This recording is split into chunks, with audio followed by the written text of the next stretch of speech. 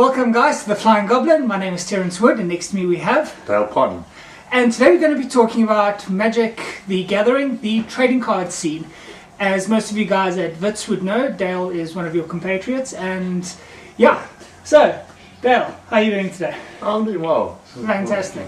So, what would you say makes a good trade in terms of cards? Is it its overall power? Is it its usability? What makes a good trade? I'm thinking specifically about the latest set, which is M14, which has been released. What do you think would make a card tradable within the M14 set?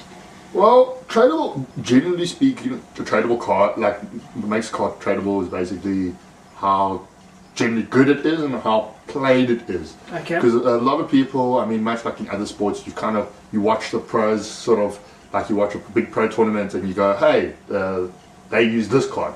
And literally it's actually very noticeable. I mean, not so long ago, one of the big pro tours or Grand Prix, I can't remember, where basically one card before the tournament started was selling at about $10-15.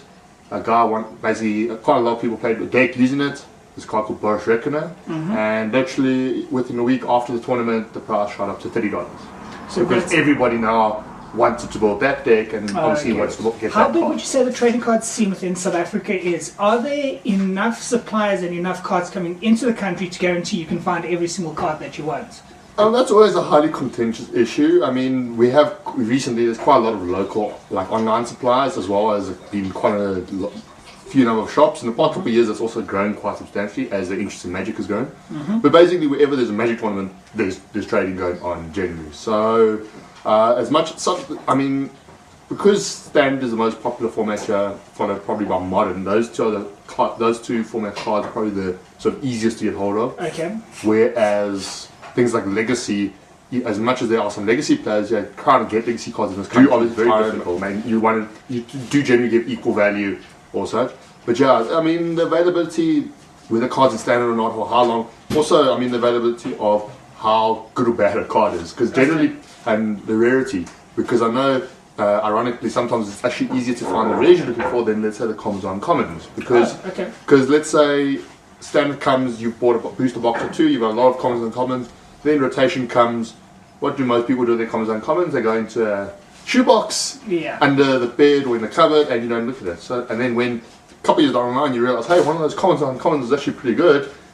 You generally not many people are very energetic enough to go, let me dig through those boxes. Yeah. Whereas rares, generally speaking, a lot of people, as soon as you see a rare, you take it out, you put it to a file. Yes. Either you're going to keep it to use it, or you trade it away. Because even though they have a dollar value, I mean, it's not a physical. You don't get you don't get the money. It's about assessing the value.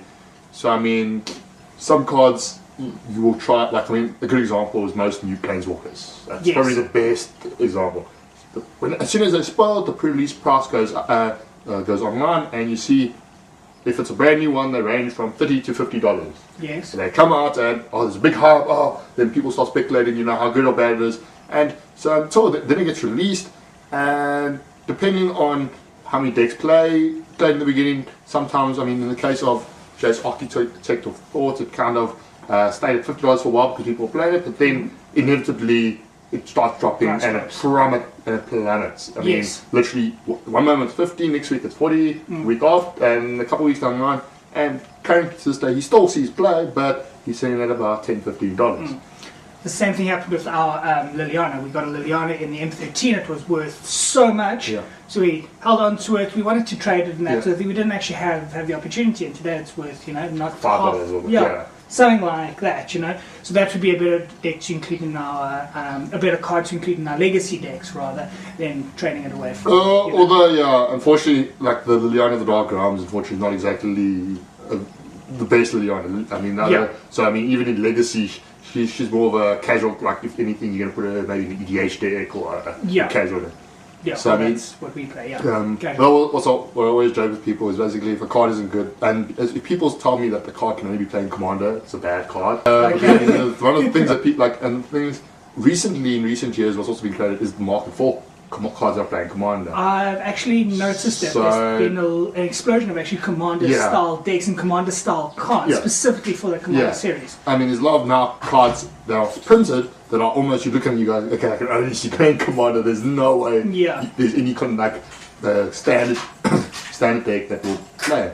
I mean, but also, what it does also do is it all of a sudden means some of the older cards that were quite bad, well, still are bad, and now are wanted because for Commander. I mean, I know literally there's some cards that like I would never play like in Constructed, but also you discover they're worth $10-15 because it's a staple in Commander. Okay. Like literally, if you're playing Commander, you're playing that card. And the reason why they're so popular in Commander is because you need, it's a 100 card deck and you need to have, all the cards need to be different. Except the basic lands. So all of a sudden, for example, dual lands, for example, you ideally, obviously you want the original duels, but you want the shock land, you want the Innistrad or M13 duel, then ideally you even want to go and get the old shock lands from like the 9th edition where you have to pay 1 life every time you tap it. Then you even want to get the uncommon set they printed, I think, in 8th edition, where they're uncommon and they come into play tap. Then you want to play the gates. So you'll literally go down Magic's history and you'll almost take any dual land that even though, I mean, there's even, I don't know if you, like there's the one thing Kamigawa where you added one, you could add 2 colors that they didn't untap the next turn. Yes. So now, like I would never touch that card ever in Constructed, but I don't know if they actually, I don't know if they're playing Commander because it's an extra dual land. And in Commander, you're not so bent on time. You're more about surviving, and because I've been to my play game, and when I've walked and seen Commander tournaments, it looks like a test match. I think people eventually forget they're playing Commander. They're talking, they're trading, and then the one guy will be like, "Oh, it's my turn now." Okay, guys. So if you enjoyed this video, please click subscribe below, and I will see you guys later. Ciao. Cheers.